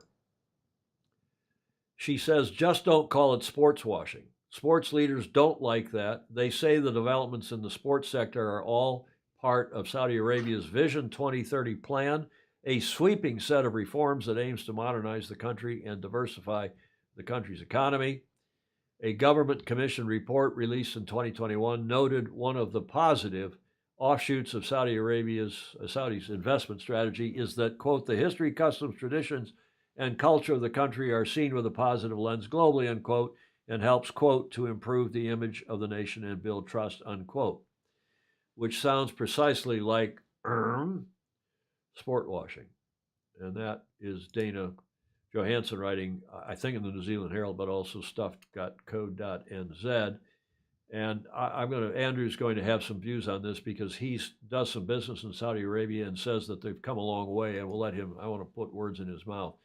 But the Royal New Zealand Yacht Squadron is under continued pressure, assault really from, I think, clear-minded, right-minded people like Hamish Ross, like Jim Farmer, and a lot of members who are bailing, creating a big financial problem for the club, which none of us wants to see, but they need to come to their senses. They need to get control of this thing, and they need to shake Mr. Dalton by the blazer. He doesn't wear a blazer, by the shirt collars, because this thing going to Jeddah, the 30th of November through the 3rd of December, the second AC preliminary regatta, is an abomination. Now, I can tell you, I've been hearing that New York Yacht Club was going to file with the arbitration panel a request to be excused from participating in that regatta in Saudi Arabia because of New York, because of 9/11, because most of those 9/11, what's the word I want, Julia? The 9/11 participants. Well, participants, the terrorists that hijacked the airplanes and so on, crashed them into the buildings in New York, were from Saudi Arabia, as originally was the crouton who led that whole thing, or was responsible for it. New York, I'm told, has filed such an arbitration, and I think, Stingray, did I see you saying that that's true? Yeah, Stingray saying New York Yacht Club today filed an appeal to the arbitration panel over Jeddah. Yeah, Bill Wingrove, Ras Al Khaimah was a pretty bad venue decision, but it never got there because the courts blocked it. Clear-minded people came to the rescue of that, including myself and a few others. 17 of 19 September 11 hijackers were Saudi. Julie Ahrens disagrees. She's saying rehashing this is so stupid. This is not new news, and it was in the books last year. Good riddance to Hamish Ross.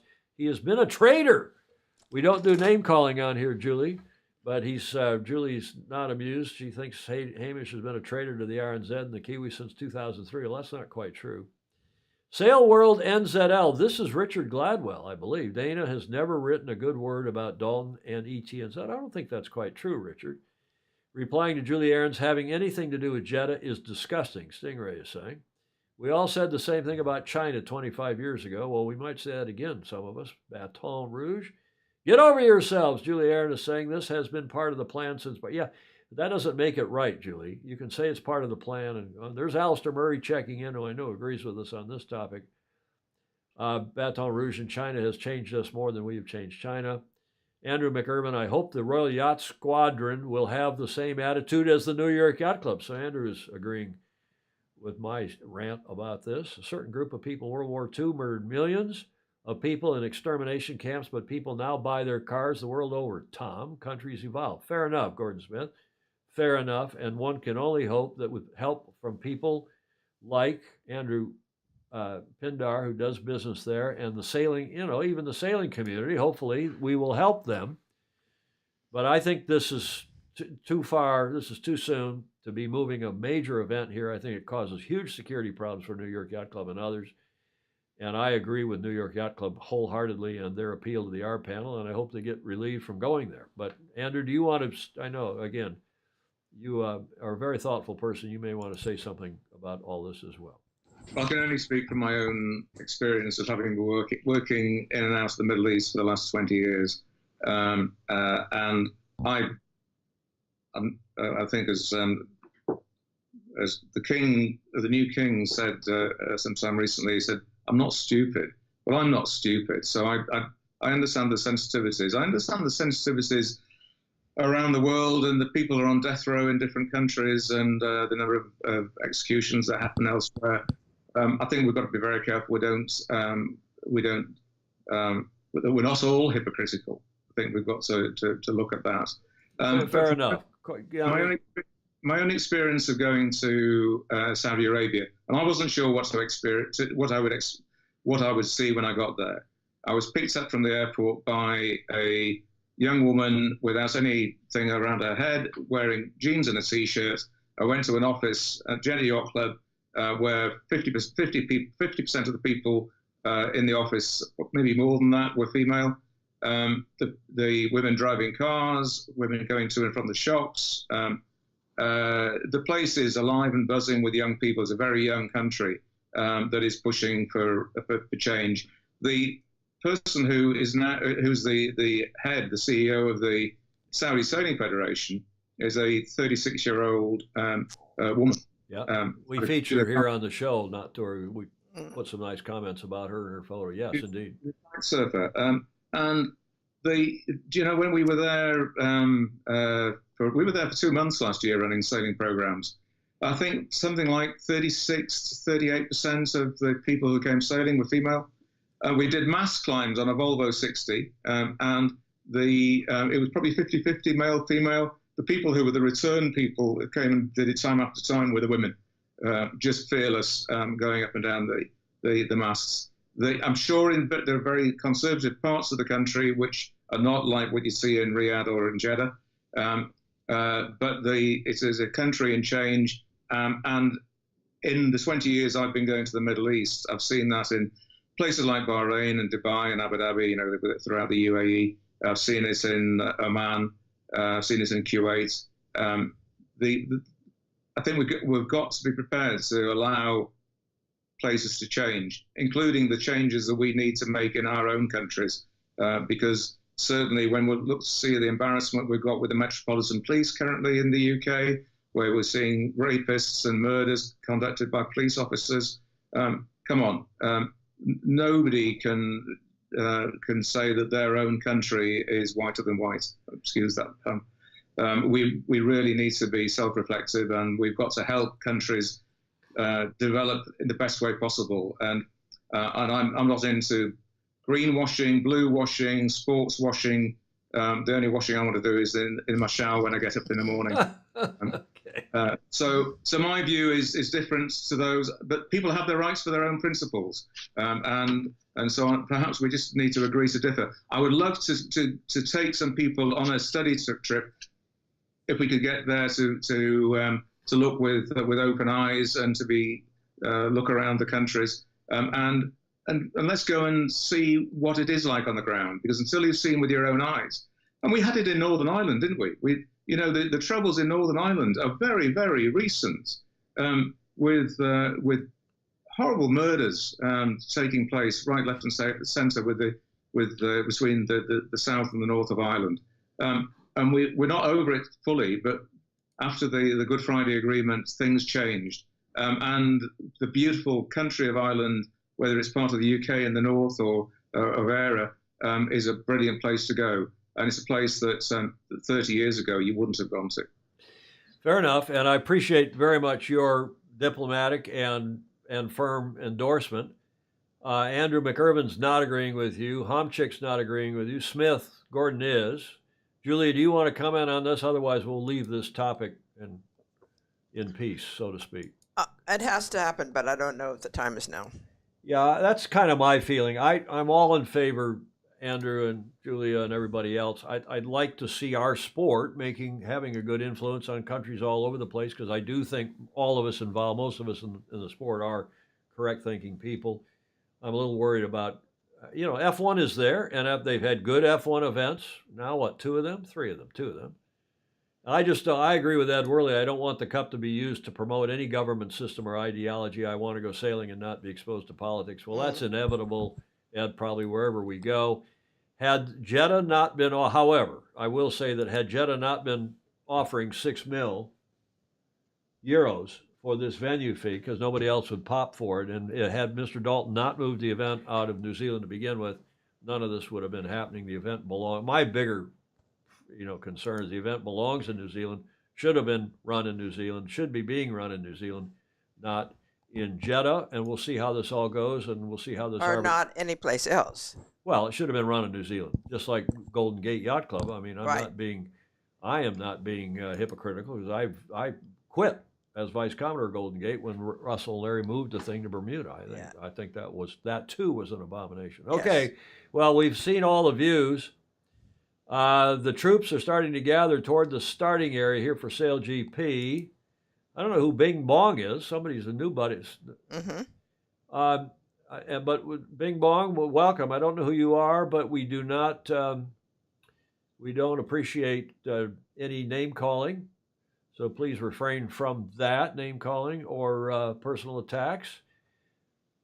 And thank you very much for all of you for coming on for this show number 650, about an hour and 42 minutes in to today's show. And we are to the Sail GP segment, which some of you are, I'm sure, here for, because it's happening out on the bay, and I'll cut to it live if and when we see them come across on that first leg on their practice race, which is just about to begin. Sail GP is here in San Francisco. As we told you on Tuesday, we've been talking about it now for a month. 9 teams, 9 nations. It is the final race of season 3. Season 4 starts just in a month's time. It looks like it's coming down, if you were a betting person, it'd come down between New Zealand and Australia, because they've been the top dogs most of this season. They're on top of the standings with 84 and 73 points, respectively, Tom Slingsby and Pete Burling. But it looks like any of the top 4, including France and Emirates GBR.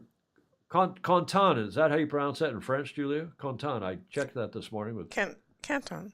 No, not Quentin. Quentin. It's not Quentin like we all say in English. It's Canton, I think, in French. Or Canton Delapierre and Ben Ainsley, with their respective French and British teams, are fighting it out for that 3rd place, it looks like.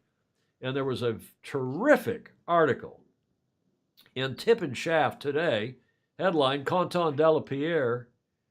I look back at the meteoric rise. Here they come. I'm going to switch to it, speaking of Sail GP. Looks like the Aussies are leading, the Americans, Jimmy Spithill, in 2nd, the Swiss in 3rd. Hello, Tim Newell, for joining us. The Spanish and who's that other red bow? Is that the Danes or the Canadians? Actually, they're ahead of the Swiss as they're going down to the leeward gate for this practice race. Fog Machine is saying USA left Australia, which dropped off the foils. I see 1, 2, 3, 4, 5, 6. 2, 3, 4, 5, 6 boats. Where are the other 3? Well, you can see it. It's not. Someone asked if this were available on public TV, and this may well be the yacht club. It's maybe somebody at the yacht club. I don't know that this is on their YouTube channel or not. Somebody can tell us. So in the comments, France is lagging, Fog Machine is saying. In any event, there's a terrific article that Tip and Shaft ran. I'm going to excerpt from it again, read parts of it. That beautiful photo, by the way, is from Ricardo Pinto for Sail GP. And by holding his, this is very interesting stuff. I learned a lot from this article. By holding his own against, and this again, an excerpt, holding his own against some of the best English-speaking crews, I'm going to say Quentin Delapierre has certainly left his mark on the third season of Sail GP. At the age of just 31, the sailor from Vannes in Brittany well and truly earned his stripes in the elite group of international sailing. In 2024, he will be the helmsman on the French Orient Express America's Cup team. Time to analyze this amazing success story on the eve of the final stage in San Francisco this weekend with Bruno Dubois, the director of Sail GP France, and a few others chiming in, including Christophe Favreau. Quote, and this is a quote from Quentin, "This is a special moment in any career. You don't get to do battle with these monsters every day," admitted the helmsman of the French F-50, who was well aware of what is at stake with Sail GP adding $1 million of prize money. Quote, "The hardest part is going to be staying on the podium on Saturday and withstanding all the pressure that everyone will be putting on us," confessed Bruno Dubois, the coach. Quote, "Not just the Brits, but the bookmakers, Sail GP, the media and sponsors, and ourselves." That's right. He's got the media attention now. There is a nice shot of him that I found online, thanks to Sail GP. And Tip and Shaft writes today, this is that free newsletter. Remember, you can subscribe to it, tipandshaft.com. And it comes out every Friday from France, and mostly about French sailing, but not exclusively. It covers the world pretty well. And they call him a born leader who never stops working, promoted to taking the helm of the world's most extreme catamaran, which he knew so little about. Some expected Delapierre to fall flat on his face, but he found the right words for those going aboard with him. Quote, "The team was worn out after such disappointing results over the last couple seasons. My job was to bring the energy back," he said in one of his first interviews. Well recognized even back then for his leadership qualities, Delapierre developed the method which had seen him become so successful. Total commitment and uniting the team. Does that remind you of anybody? Dennis Conner? Mm-hmm. Yeah. While he did not make any major changes to the crew of the F-50, capitalizing instead on what they had already learned, he took advantage of the departure of the wing trimmer, Leigh McMillan, to appoint Kevin Pepinet to that key position. The pairing worked wonders, and after a few adjustments, the results started to improve in the third season. Not as well known as Besson, with his innate ability at the helm, Delapierre, quote, "got to grips with the F-50," unquote, according to Terry Douillard, the team coach. Quote, "He is perfectly able to understand the technological side of things and is able to put a number of everything he feels, and that is what makes all the difference," unquote. Often compared, this is a huge comparison, to Franck Camas. From this point of view, according to Thomas Colville, he, quote, "brings together the technical aspects and sporting abilities required by these flying boats today. I can't remember any other French sailors showing such all-around ability." That, again, according to Thomas Colville. Finally, in the end, his only weakness is that he has never won any major event, concluded Guillaume Chiolino, I guess. Quote, "But that is also his strength. He doesn't yet feel the pressure from the general public, but he's on his way." Well, we will see, the article concludes, what happens this weekend in San Francisco. Quentin Delapierre from France, will he end up in the top three? Andrew, do you know the gentleman? No, I don't think I've ever had the pleasure. I think I saw him in Dubai, perhaps. I saw him in Dubai in November at the Sail GP event there, but I haven't been introduced to him. Okay, well, we shall see how he does. I don't see anybody on the race course at the moment. You look out there, they must be up toward the windward gate. There's all the race control boats are out there, so we'll keep an eye on that if they come back downhill here in a moment. And in the meantime, this is the race course. When we look at this shot, that is looking from St. Francis Yacht Club over here, right about here, and looking to the northeast toward Alcatraz Island, and we saw the leeward gate, which is further down, it looks like, on what we were just watching. And the race course, of course, starting on this broad reach, the wind blowing from left to right, west to east, come down here to the so-called speed mark, through the gate, back upwind to the gate, maybe back down here to the gate, depending upon Ian Murray, how many laps and how much breeze. But here they come again, looking again toward Alcatraz. Looks like the leader is that the Kiwis? Who can tell? Jimmy Spithill, maybe, but I think it's the Kiwis. And, of course, there's the superstition you don't want to win the practice race. This is more to get the race committee and all systems, the technology all working. There comes, that looks like the Americans, doesn't it? Hard to tell here on this race cam. But the racing will be, of course, tomorrow and Sunday. 3 fleet races tomorrow, 2 fleet races Sunday morning, and then the winner take all, the $1 million winner take all for the top 3 boats, counting all the racing here to, all season long. Season 3, which started last year, wraps up now here in San Francisco with these final 5 races, and then those 3 boats will go at it in the final race on Sunday.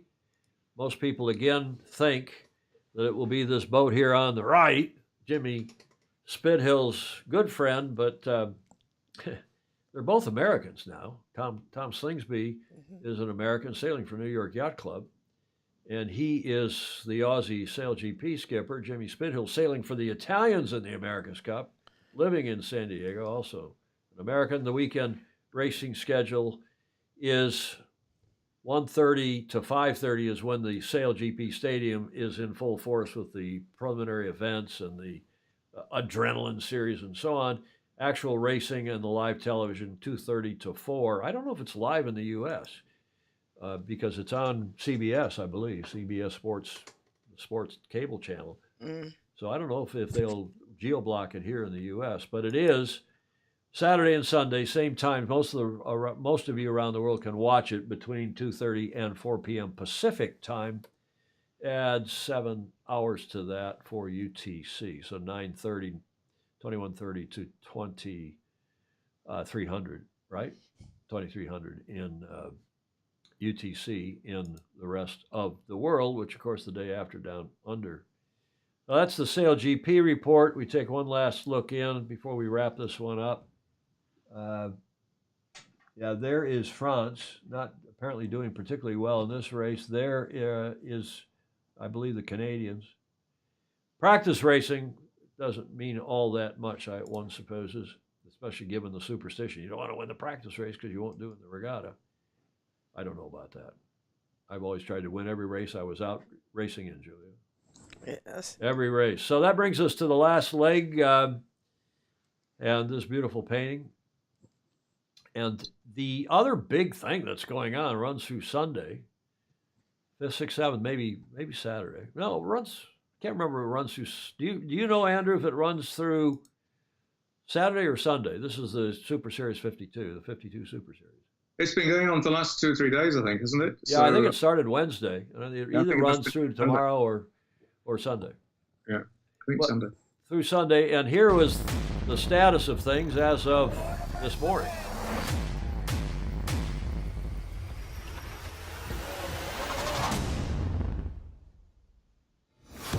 So the fleet docking out from beautiful Saint-Tropez, the tensions of day 1, well, it's hard to tell whether the tensions dropped or actually risen. Great test on the Gulf of Saint-Tropez.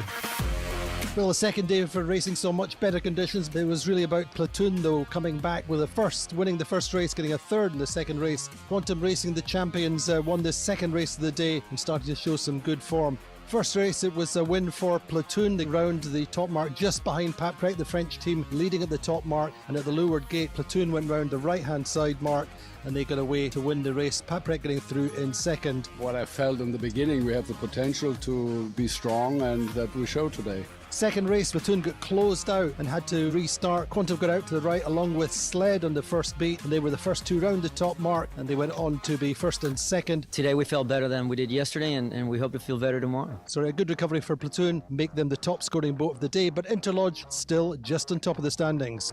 Now ahead of Provezza, Interlodge on 16, Provezza 17, Allegra on 19, and that first and a third today take Platoon up to fourth place on 20 points. Okay, we think that runs through Sunday. Thank you, Bill Wingrove, for that comment. And in the practice racing we've been watching, it looks like they're ganging up out there for is either another practice race or who knows what's going on. But GBR won that practice race, according to Fog Machine. New Zealand was second, Australia third, and Canada fourth. And Andrew McIrvin reminding us that there are 9 maxis in Palma Vela till Sunday. So there's a lot on, a lot of action. Ed Worley, look, sailors, sailing boats not hunkered down in cockpits with computer controls. Yeah, that's what we were seeing there in the TP52. By the way, this was the leaderboard before today's racing. Provezza was leading with a 254.626. And you can follow. They have great video. They got a video every night. They probably went up by now for today's racing. It's what time is it? CET. They're in Saint-Tropez, right? So it is in Barcelona and the rest of CET. It's nearly midnight, 4 minutes before midnight over there. So we'll have a look at that. We'll give you a full report on Tuesday, which brings us to the finish line. And I just want to thank again, before we get into our funnies, I want to thank again Andrew Pindar, who's been our guest. Thank you, Andrew. Julia's really pleased to have you on. Absolutely. As am I. In the final word from Mr. Arfosi, Andrew Pindar, on this weekend's coronation or anything else? Well, on anything else, I hope that the sailing sector can keep on talking about where we can work with each other to promote sailing and take it to every point in the world that's going to be welcome to us, and we're going to be welcome there. So that's on the sailing side of it. And from a being a Brit point of view, for me it's a great period in our history, and I'm very excited to play my tiny little part of that over this weekend. And God save the King. God save the King, and thank you very, very much for coming on again. You must have been on the show a dozen times by now. And this was a little bit more serious occasion, although we did poke some fun at the Monarch. You did. You sent that TikTok, which was good fun. Live via Skype from Scarborough in Yorkshire, right? Yorkshire, not North York. Yorkshire. Yes. In the UK, our good friend and Fozy, Andrew Pindar. Thank you, sir. Thank you very much. And we will see you hopefully sooner than later. Have a nice weekend with the coronation. Thank you. Thanks, Julia. Thank you. That does bring us to the Whiskey Tango Foxtrot, the very last little bit here. And we have 3. I always try to do 3 at least, and I did find 3, and we try to keep them boating related. And sometimes we succeed, and sometimes we don't. Hi, my name is Jim, and I buy boats I don't need. Pretty good, wasn't it, Julia? Yes, absolutely. Huh? And there did your late great husband Conrad ever do that? No. Buy boats he didn't need? Nope. He thought anybody who sailed on the yacht was out of their minds. What about that boat that's still down there in the garage? Oh, well, the rafters. That's my. That's your boat. That's my boat, rowboat. Thank God it's there, Julia, because if we ever have an earthquake or a tsunami, we've got a way to think we're getting out of here. We'll never get that boat out of there unless we get help from Mario or Jen or somebody to come in here to help us. Right. I like this one. You see this one? This is a drinking show, a sailing show with a drinking habit. Sailing Flags Explained. The top one it says the location of the bar, which means the race committee of the yacht club. Race postponed, start drinking. and the red and white striped AP flag. Race abandoned, head to the bar, code flag N. No wind, but there's beer, code flag A, I guess that is. And finally, over early, have a drink, code X. Don't you think that's good? Yes. Even Pindar smiled. He's still on here watching. He liked that one. Oh, hang on. You got a comment about that? No, I just remembered something. Something before we close, and about the king. You said about mind the gap. My initials happen to be Gap, George Andrew Pindar. But as you go to if you go on the train or you go to the tube in London, it says mind the gap. Yep. And the king and the queen have recorded for the stations a welcome to London for the coronation. And he said, and they both say, and mind the gap. That's pretty good. Yeah. Yeah. Thank you, sir. Thanks again. And we're going to mind the gap here because we're done, except for one more slide, Julia. Since we started with food at the top of this show, I thought we should end with food. This came from Ted Ryman, along with Graham Sweeney, probably our two best. Ed Worley's pretty good at sending us jokes. Ted Ryman from South Africa sent us a Caesar salad. It's not even the Ides of March. Julia, your witness. Like, follow, and share. You think? Absolutely. It's fun to watch the little hearts go up. Indeed. I heard it Canning Town today. Okay, there's lots of other comments. So we don't have time to read all these other comments, do we? Somebody said, here's a good one. Ooh, Somalia, Bing Bong. I don't know who Bing Bong is, but since we don't know his name, I'm not going to read his comments. I'm not big on anonymity. If you would, please, comments are welcome too, even in replay. A lot of you watch this in replay, not with us live. We do go live every Tuesday and Friday, as most of you will know. And we are supported by our patrons. This is viewer-supported television, patreon.com/join/sailing illustrated. Give us $1 or $2 or $5 or more per month. That keeps us on the proverbial air, in this case, the internet. Thanks also to everybody who gives us media, meaning images, video, and audio for this show. Julia, final thoughts? It's a big week. It is. And everybody should enjoy it. Okay, we shall. We shall indeed. Julia, thanks as always to you for your many contributions to this show. And I hope you've got a hot date this afternoon, I hear. I do. Okay, we better let her get out of here. Thank you, everybody. We hope to see you on Tuesday. In the meantime, have a great weekend wherever in the world you are. And if you can, sail fast, sail safe, and have fun. Ciao for now.